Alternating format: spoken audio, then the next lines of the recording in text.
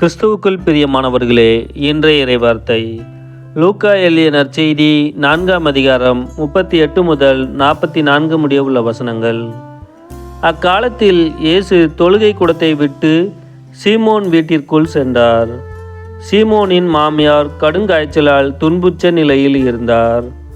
அவர்கள் அவருக்காக இயேசுவிடம் வேண்டினார்கள்.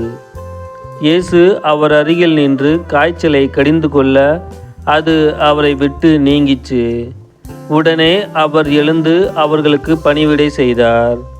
கதிரவன் மறையும் நேரத்தில் எல்லாரும் தங்களிடையே பற்பல பிணிகளால் நலம் குன்றி இருந்தோரை அவரிடம் கூட்டி வந்தார்கள்.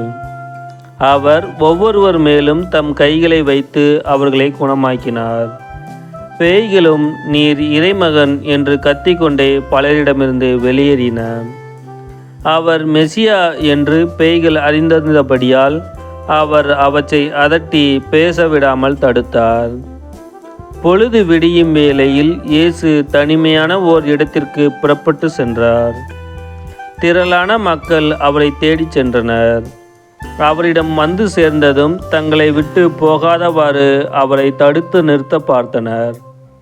அவரோ அவர்களிடம், நான் மற்ற ஊர்களிலும் இறையாட்சியை பற்றி நற்செய்தியை அறிவிக்க வேண்டும், இதற்காகவே நான் அனுப்பப்பட்டிருக்கிறேன் என்று சொன்னார். பின்பு அவர் யூதேயாவிலுள்ள தொழுகை கூடங்களில் நற்செய்தியை பறைசாற்றி வந்தார்.